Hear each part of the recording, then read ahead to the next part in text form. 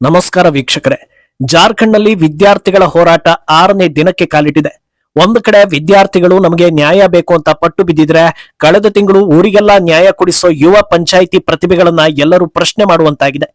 Already ನೈತಿಕತೆ ಹಾಗೂ ಮರ್ಯಾದೆಗೂ ತಮಗೂ ಸಂಬಂಧ ಇಲ್ಲ ಅನ್ನೋದು ದೇಶದ ಜನರಿಗೆ ಗೊತ್ತಾಗಿದೆ. ಇನ್ಯಾಕೆ ಟೆನ್ಷನ್, ಸುಮ್ನಿರೋಣ ಅಂತ ಯೋಚಿಸದ ಜಿರಳೆಗಳು ವಿದ್ಯಾರ್ಥಿಗಳಿಗೆ ನಮ್ಮ ಬೆಂಬಲ ಇದೆ ಅನ್ನೋದನ್ನ ಹೇಳಿದ್ದಾರೆ. ಆದ್ರೆ ಇದು ಇಲ್ಲಿಗೆ ಮುಗಿಯದೆ ಮುಂದಿನ ಹಂತದ ಬಗ್ಗೆ ಯೋಚಿಸೋ ಹಾಗೆ ಮಾಡ್ತಾ ಇದೆ. ಇನ್ನೊಂದು ಕಡೆ ಜಂತರ್ ಮಂತರ್ನ ಹೋರಾಟದ ಹೆಸರಿನ ಗಲಭೆ ಹಾಗೂ ಜಾರ್ಖಂಡ್ ವಿದ್ಯಾರ್ಥಿಗಳ ಪ್ರೊಟೆಸ್ಟ್ ನಡುವಿನ ವ್ಯತ್ಯಾಸ ಜನರ ಕಣ್ಣಿಗೆ ಕಾಣಿಸ್ತಾ ಇದೆ. ಅಲ್ಲದೆ ಸಿಜೆಪಿ ಪ್ರೊಟೆಸ್ಟ್ ಅನ್ನ ಇಂಚಿಂಚು ಕವರ್ ಮಾಡಿದ್ದ ಗೋಧಿ ಮೀಡಿಯಾಗಳು ಜಾರ್ಖಂಡ್ ಕಡೆ ಯಾಕೆ ಫೋಕಸ್ ಮಾಡ್ತಾ ಇಲ್ಲ ಅನ್ನೋ ಪ್ರಶ್ನೆ ಕೂಡ ಜನರಲ್ಲಿ ಹುಟ್ಟಿದೆ. ಇದೆಲ್ಲವನ್ನ ಒನ್ ಬೈ ಒನ್ ವಿವರಿಸ್ತಾ ಹೋಗ್ತೀವಿ. ಈ ವಿಡಿಯೋವನ್ನ ತಪ್ಪದೆ ಕೊನೆ ತನಕ ನೋಡಿ. ಅದಕ್ಕೂ ಮುನ್ನ ಮೀಡಿಯಾ ಮಾನ್ಸ್ಟರ್ ಚಾನಲ್ ಅನ್ನ ತಪ್ಪದೆ ಸಬ್ಸ್ಕ್ರೈಬ್ ಮಾಡಿ. ಎಸ್, ಈ ಕರ್ಮ ಈಸ್ ಬ್ಯಾಕ್ ಅನ್ನೋದು ಸತ್ಯ ಅಂತ ಆಗಾಗ ಅನ್ನಿಸ್ತಾನೆ ಇರುತ್ತೆ. ಆದ್ರೆ ಈ ವಿದ್ಯಾರ್ಥಿಗಳ ಪರವಾಗಿ ಹೋರಾಟ ಅನ್ನೋ ವಿಷಯದಲ್ಲಿ ಬಹಳ ಬೇಗ ಶುರುವಾದಂತಿದೆ.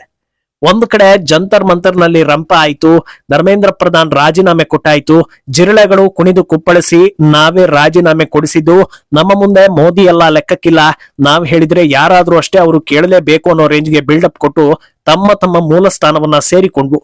ಅಂತ ಮೋದಿ ಕ್ಯಾಬಿನೆಟ್ ನಲ್ಲಿ ರಾಜೀನಾಮೆ ಕೊಡಿಸಿದ ಶೂರರಿಗೆ ಸಣ್ಣ ರಾಜ್ಯ ಜಾರ್ಖಂಡ್ ನಲ್ಲಿ ದೊಡ್ಡ ಹಗರಣ ಆಗಿದೆ. ನೀವು ಜೀವಕ್ಕೆ ಜೀವ ಕೊಡೋ ವಿದ್ಯಾರ್ಥಿಗಳ ಜೀವನದ ಜೊತೆ ಸರ್ಕಾರ ಆಟ ಆಡಿದೆ.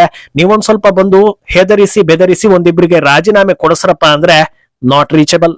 ಹೀಗೆ ನಾಟ್ ರೀಚಬಲ್ ಆಗ್ತಾ ಇದ್ರೆ ಮುಂದೆ ತಮ್ಮ ರಾಜಕೀಯಕ್ಕೆ ಕಷ್ಟ ಆಗುತ್ತೆ ಅನ್ನೋ ಕಾರಣಕ್ಕೆ ಒಂದು ಅಪ್ಡೇಟ್ ಜಿರಳೆಗಳ ಕಡೆಯಿಂದ ಬಂದಿದೆ. ಅದೇನಂದ್ರೆ ನಮ್ಮ ಬೆಂಬಲ ವಿದ್ಯಾರ್ಥಿಗಳ ಹೋರಾಟಕ್ಕೆ ಇದೆ ಅಂತ ಸಂದೇಶ ಕೊಟ್ಟಿದ್ದಾರೆ. ಆದ್ರೆ ಈ ಹೇಳಿಕೆ ಸಾಕಾಗುತ್ತಾ ಅನ್ನೋದು ಮೊದಲ ಪ್ರಶ್ನೆ. ಯಾಕೆ ಇದು ಸಾಕಾಗಲ್ಲ ಅಂದ್ರೆ, ಇಂಥ ಹೇಳಿಕೆ ಕೊಡ್ಲಿಕ್ಕೆ ಜಿರಳೆಗಳೇ ಆಗ್ಬೇಕು ಅಂತಿಲ್ಲ. ಯಾರ್ ಬೇಕಾದ್ರೂ ನಮ್ಮ ಬೆಂಬಲ ಇದೆ ಅಂತ ಹೇಳಿ ಸುಮ್ಮನಾಗ್ಬೋದು. ಆದ್ರೆ ಜಿರಳೆಗಳು ಅಂದ್ರೆ ಸಣ್ಣ ಪುಟ್ಟ ವಿಷಯನ ಖಂಡಿತ ಅಲ್ಲ. ಪಕ್ಕದಲ್ಲಿ ಒಬ್ಬ ವ್ಯಕ್ತಿಯನ್ನ ಉಪವಾಸ ಕೂರಿಸಿ ಯಾರ್ಯಾರನ್ನು ಸ್ಟೇಜ್ ಮೇಲೆ ಕರ್ಕೊಂಡು ಬಂದು ಸಮಯಕ್ಕೆ ಸರಿಯಾಗಿ ಸಮೋಸ ಮರ್ಯಾದೆ ತಿಂದು ಗಲಭೆ ದಿನ ಪೊಲೀಸರನ್ನ ಟಾರ್ಗೆಟ್ ಮಾಡಿ ವಿದ್ಯಾರ್ಥಿಗಳನ್ನ ಅತಂತ್ರ ಮಾಡಿ ಇಡೀ ದೇಶದ ಗಮನ ಸೆಳೆದಿದ್ರಿಂದ ನಿಮ್ಮ ಹೇಳಿಕೆಯ ಸಪೋರ್ಟ್ ನಮಗೆ ಬೇಡ. ತಾಕತ್ತಿದ್ರೆ ಜಾರ್ಖಂಡ್ಗೆ ಬಂದು ಪ್ರೊಟೆಸ್ಟ್ ಮಾಡಿ ಅಲ್ಲಿನ ಎಜುಕೇಶನ್ ಮಿನಿಸ್ಟರ್ ರಾಜೀನಾಮೆ ಕೊಡಿಸಿ ಅಂತ ಜನರು ಸವಾಲ್ ಹಾಕೋ ಕೆಲಸವನ್ನ ಮಾಡ್ತಾ ಇದ್ದಾರೆ. ಜಿರಳೆಗಳ ಬೆಂಬಲದ ಪ್ರತಿಕ್ರಿಯೆ ಬಂದ ಬೆನ್ನಲ್ಲೇ ಮತ್ತೊಂದು ಚರ್ಚೆ ಆರಂಭವಾಗಿದೆ. ಅದೇನಂದ್ರೆ ಅಭಿಜಿತ್ ದೀಪ್ಗೆ ಅಲಿಯಾಸ್ ಮೇನ್ ಜಿರಳೆ ಹೋರಾಟದ ಸ್ಥಳಕ್ಕೆ ಬರ್ತಾನಾ ಇಲ್ವಾ ಅಂತ. ಈ ಬಗ್ಗೆ ಪದೇ ಪದೇ ಪ್ರಶ್ನೆಗಳು ಬರ್ತಾ ಇರೋದ್ರಿಂದ ಇನ್ನು ತಪ್ಪಿಸಿಕೊಳ್ಳೋದಕ್ಕೆ ಸಾಧ್ಯವಿಲ್ಲ ಅನ್ನೋದು ಅರ್ಥವಾಗ್ತಾ ಇದ್ದಂತೆ ದೀಪ್ಗೆ ಈ ತಕ್ಷಣಕ್ಕೆ ಡಿಸಿಷನ್ ತೆಗೆದುಕೊಳ್ಳೋದಕ್ಕೆ ಆಗೋದಿಲ್ಲ, ಅಲ್ಲಿ ಏನ್ ನಡೀತಾ ಇದೆ ಅನ್ನೋದನ್ನ ಅಧ್ಯಯನ ಮಾಡ್ಕೊಂಡು ಹೇಳ್ತೀವಿ ಅಂತ ಜಾರ್ಕೊಳ್ಳೋ ಸ್ಟೇಟ್ಮೆಂಟ್ ಕೊಟ್ಟಿದ್ದ.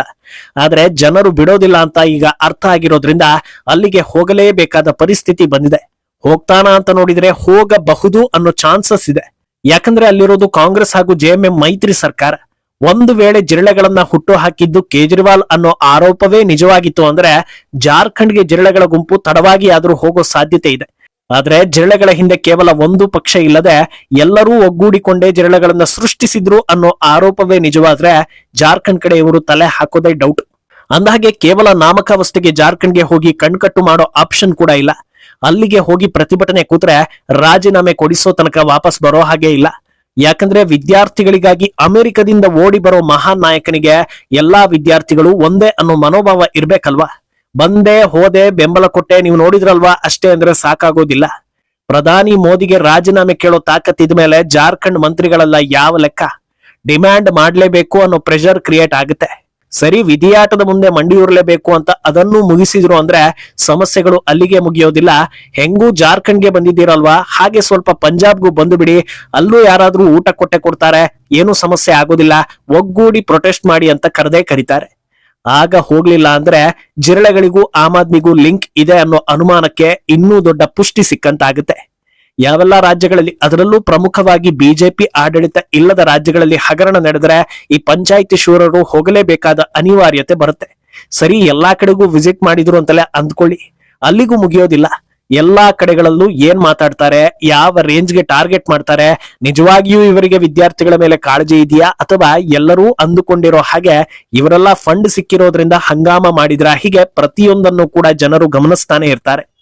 ಮೋದಿ ವಿರುದ್ಧ ಇರೋ ಉತ್ಸಾಹ ಆಕ್ರೋಶ ಉಳಿದವರ ಮೇಲೆ ಬರ್ತಾ ಇಲ್ಲ ಅಂದಾಗ ಜನರಿಗೆ ಇನ್ನಷ್ಟು ಕ್ಲಾರಿಟಿ ಸಿಗ್ತಾನೆ ಹೋಗುತ್ತೆ. ಅದು ಯಾವ ಲೆವೆಲ್ ನಲ್ಲಿ ನೆಗೆಟಿವ್ ಇಂಪ್ಯಾಕ್ಟ್ ಮಾಡುತ್ತೆ ಅಂದ್ರೆ ಮುಂದಿನ ದಿನಗಳಲ್ಲಿ ಯಾವ ರೀತಿ ವೇಷ ಧರಿಸಿ ಬಂದ್ರು ಎಲ್ಲವೂ ಕುತಂತ್ರ ಅಂತ ಜನರು ಮುದ್ರೆ ಒತ್ತೋ ಸಾಧ್ಯತೆ ಇರುತ್ತೆ. ಅಂದಹಾಗೆ ಇಲ್ಲಿ ಜಿರಳೆಗಳು ಮಾತ್ರ ಸಿಕ್ಕಿ ಬಿದ್ದಿರೋದಲ್ಲ, ಎಂಟೈರ್ ವಿಪಕ್ಷ ಸಿಕ್ಕಿ ಬಿದ್ದಿದೆ. ಯಾಕಂದ್ರೆ ಇದನ್ನ ಡಿಫೆಂಡ್ ಮಾಡೋದಕ್ಕೆ ಸಾಧ್ಯವೇ ಇಲ್ಲ. ಈ ಸಮಸ್ಯೆ ಬಗ್ಗೆ ಜಾರ್ಖಂಡ್ ಸರ್ಕಾರ ರಿಯಾಕ್ಟ್ ಮಾಡಿದ್ಯಾ ಅಂತ ಕೇಳಿದ್ರೆ, ಸರ್ಕಾರದಿಂದ ಒಂದು SIT ರಚನೆ ಆಗಿದೆ, CID ತನಿಖೆಗೆ ನೀಡಲಾಗಿದೆ. ಪ್ರಕರಣ ಸಂಬಂಧ 11 ಆರೋಪಿಗಳನ್ನ ವಶಪಡಿಸಿಕೊಂಡಿದ್ದಾರೆ. JPSC ಚೇರ್ಮನ್ ರಾಜೀನಾಮೆ ಕೊಟ್ಟಿದ್ದಾರೆ. ಆದ್ರೆ ಇದು ಸಾಕಾಗೋದಿಲ್ಲ. ಯಾಕಂದ್ರೆ ಕೇಂದ್ರ ಸರ್ಕಾರ ಕೂಡ ಪೇಪರ್ ಲೀಕ್ ನಲ್ಲಿ ಪ್ರಮುಖ ಪಾತ್ರ ವಹಿಸಿದ್ದ ಆರೋಪಿಗಳನ್ನ ಬಂಧಿಸಿತ್ತು, ಪ್ರಕರಣದ ತನಿಖೆಗೆ ಆದೇಶ ನೀಡಿತ್ತು, 2ನೇ ಬಾರಿ ಯಾವುದೇ ಸಮಸ್ಯೆ ಆಗದಂತೆ ಎಚ್ಚರಿಕೆಯಿಂದ ಎಕ್ಸಾಮ್ ಕೂಡ ನಡೆಸಿತ್ತು. ಆದ್ರೆ ಜಿರಳೆಗಳು ಹಾಗೂ ವಿಪಕ್ಷ ಇದ್ಯಾವುದನ್ನು ಪರಿಗಣಿಸದೆ ರಾಜೀನಾಮೆಯ ಪರಿಹಾರ ಅಂತ ಪಟ್ಟು ಬಿದ್ವು. ಈಗ ಅಮಿತ್ ಶಾ ಹಾಗೂ ಮೋದಿ ರಾಜೀನಾಮೆಗೆ ದನಿ ಏರಿಸ್ತಾ ಇದ್ದಾರೆ. ಆ ಲೆಕ್ಕದಲ್ಲಿ ಜಾರ್ಖಂಡ್ ನಲ್ಲಿ ಹೇಮಂತ್ ಸೊರೇನ್ ರಾಜೀನಾಮೆ ಕೊಡೋದು ತಪ್ಪಲ್ವಲ್ಲ ಅನ್ನೋದು ಎಲ್ಲಾ ಆಯಾಮದಲ್ಲೂ ಯೋಚಿಸಿ ಮಾತನಾಡೋ ಸಾಮಾನ್ಯ ಜ್ಞಾನ ಇರುವವರ ಅನಿಸಿಕೆ. ಇನ್ನು ಈ ಹೋರಾಟದಲ್ಲಿ ಮಾಧ್ಯಮಗಳು ಕೂಡ ಎಕ್ಸ್ಪೋಸ್ ಆದಂತಾಗಿದೆ. ಯಾಕಂದ್ರೆ ಕಾಂಗ್ರೆಸ್ ಹಾಗೂ ವಿಪಕ್ಷಗಳು ಮಾಧ್ಯಮಗಳನ್ನ ಗೋಧಿ ಮೀಡಿಯಾ ಬರೀ ಮೋದಿ ಸರ್ಕಾರಕ್ಕೆ ಸಪೋರ್ಟ್ ಮಾಡ್ತಾರೆ ಅಂತ ಮುದ್ರೆ ಒತ್ತಿದ್ದಾರೆ. ಅದೇ ಮಾಧ್ಯಮಗಳು CJP ಹೋರಾಟವನ್ನ ಬಹಳ ಫೋಕಸ್ ಮಾಡಿ ದೇಶದ ಜನರಿಗೆ ತಲುಪಿಸಿದ್ರು. ಆದ್ರೆ ಜಾರ್ಖಂಡ್ ನಲ್ಲಿ ಯಾವುದೇ ಸಂಘಟನೆ ಬಲ, ಪೇಯ್ಡ್ ಕ್ಯಾಂಪೇನ್ ಇಲ್ಲದೆ ಕೇವಲ ವಿದ್ಯಾರ್ಥಿಗಳು ಹೋಗಿ ಕೂತರು ಯಾಕೆ ಕವರ್ ಮಾಡ್ತಾ ಇಲ್ಲ ಅನ್ನೋ ಚರ್ಚೆ ಜೋರಾಗಿ ನಡೀತಾ ಇದೆ. ಸರಿ, ಮಾಧ್ಯಮಗಳು ಕವರ್ ಮಾಡ್ಲಿಲ್ಲ ಅಂದ್ರೆ ಇಂಡಿ ಒಕ್ಕೂಟಕ್ಕೆ ಇನ್ನೂ ಪ್ಲಸ್ ಪಾಯಿಂಟ್ ಆಯ್ತಲ್ವಾ, ಹೆಚ್ಚಿನ ಜನರಿಗೆ ಗೊತ್ತಾಗೋದಿಲ್ವಲ್ವಾ ಅಂತಲೂ ಹೇಳೋದಕ್ಕೆ ಸಾಧ್ಯವಿಲ್ಲ. ಯಾಕಂದ್ರೆ ಇದರ ಇಂಪ್ಯಾಕ್ಟ್ ಇಡೀ ದೇಶಕ್ಕೆ ಆಗ್ಬೇಕು ಅಂತೇನು ಇಲ್ಲ. ಕೇವಲ ಜಾರ್ಖಂಡ್ ನಲ್ಲಿ ಇಂಪ್ಯಾಕ್ಟ್ ಮಾಡಿದ್ರೆ ಸಾಕು. ಮುಂದಿನ ಬಾರಿ ಕಾಂಗ್ರೆಸ್ ಹಾಗೂ JMM ಹೀನಾಯವಾಗಿ ಸೋಲೋದಕ್ಕೆ ಮುನ್ನುಡಿ ಹಾಡಿದಂತಾಗುತ್ತೆ. ಆದ್ರಿಂದ ಇದು ಒಂಥರ ಸೈಲೆಂಟ್ ಸಂಕಷ್ಟವಾಗಿ ಪರಿಣಮಿಸ್ತಾ ಇದೆ. ಇನ್ನೊಂದು ದಿಕ್ಕಲ್ಲಿ ಜಾರ್ಖಂಡ್ ನಲ್ಲಿ ಜಮಾಯಿಸಿರೋ ವಿದ್ಯಾರ್ಥಿಗಳು ಕೂಡ ವಿಪಕ್ಷಗಳಿಗೆ ಶಾಕ್ ಕೊಡ್ತಾ ಇದ್ದಾರೆ. ಹೇಗಂದ್ರೆ ಯಾವುದೇ ಕಾರಣಕ್ಕೂ ಈ ಪ್ರೊಟೆಸ್ಟ್ ನಲ್ಲಿ ದುಷ್ಕರ್ಮಿಗಳಿಗೆ ಜಾಗ ಇಲ್ಲ, ಆಜಾದಿ ಅಂತ ಕೂಗುವವರು, ದೇಶ ವಿರೋಧಿ ಘೋಷಣೆ ಕೂಗುವವರನ್ನೆಲ್ಲ ಒಳಗೆ ಬಿಟ್ಕೊಳ್ಳೋದಿಲ್ಲ, ಇದು 100ಕ್ಕೆ 100 ವಿದ್ಯಾರ್ಥಿಗಳಿಗಾಗಿ ನಡೀತಾ ಇರೋ ಹೋರಾಟ ಅಂತ ಹೇಳ್ತಾ ಇದ್ದಾರೆ. ಇನ್ನು ಈ ಹೋರಾಟಕ್ಕೆ ಹಣ ನೀಡ್ತಾ ಇರುವವರು ನೇರವಾಗಿ ವೇದಿಕೆ ಮೇಲೆ ಬಂದು ಯಾರು ಎಷ್ಟು ಹಣ ಕೊಡ್ತಾ ಇದ್ದೀವಿ ಅನ್ನೋದನ್ನ ಅನೌನ್ಸ್ ಮಾಡ್ತಾ ಇದ್ದಾರೆ.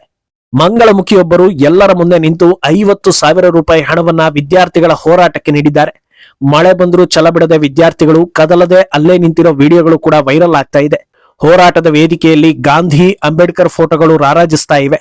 ಆದ್ರೆ ಇವರ ಹೆಸರಲ್ಲಿ ರಾಜಕೀಯ ಮೈಲೇಜ್ ಪಡೆಯುವವರು ಮಾತ್ರ ಯಾರು ಕಾಣಿಸ್ತಾ ಇಲ್ಲ.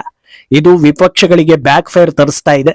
ಇನ್ನೊಂದು ದಿಕ್ಕಲ್ಲಿ ಯಾವ ಬಾಲಿವುಡ್ ನಟ ನಟಿಯರಾಗ್ಲಿ ದಿಢೀರಂತ ವಿದ್ಯಾರ್ಥಿಗಳಿಗಾಗಿ ಮನ ಮಿಡಿಯುವ ಭಾವನಾತ್ಮಕ ಜೀವಿಗಳು ಯಾವುದೇ ಊರಲ್ಲಿ ಸಮಸ್ಯೆ ಆದ್ರೂ ನಾನು ಬರ್ತೀನಿ, ಯಾಕೆ ಪ್ರಶ್ನೆ ಕೇಳಬಾರ್ದಾ, ಪ್ರಶ್ನೆ ಕೇಳೋದೇ ತಪ್ಪ, ಪ್ರಶ್ನೆ ಕೇಳಿದ್ರೆ ದೇಶದ್ರೋಹಿ ಅಂತೀರಾ ಅಂತೆಲ್ಲ ಆರ್ಭಟಿಸ್ತಾ ಇದ್ದವರಿಗೆ ಜಾರ್ಖಂಡ್ ದಾರಿ ಮರೆತು ಹೋಗಿದೆ. ಜಾರ್ಖಂಡ್ ಮಕ್ಕಳಿಗಾಗಿ ಯಾವ ಶಿಕ್ಷಕಿಯರು ಕೂಡ ಕಣ್ಣೀರು ಹಾಕದೇ ಇರೋದು ಎಲ್ಲರಲ್ಲೂ ಬೇಸರವನ್ನ ಮೂಡಿಸ್ತಾ ಇದೆ. ಆದ್ರಿಂದ ಪ್ರಪಂಚದಲ್ಲೇ ಅತ್ಯಂತ ಪ್ರಬುದ್ಧ ಮಾನವೀಯತೆ ಬಗ್ಗೆ ಮಾತನಾಡೋ ಮಹಾನ್ ಚೇತನಗಳಿಗೆ ಎಲ್ಲರೂ ಸೇರಿ ಜಾರ್ಖಂಡ್ ದಾರಿ ತೋರಿಸ್ಬೇಕು ಅಂತ ಜನರು ಮಾತಾಡ್ತಾ ಇದ್ದಾರೆ.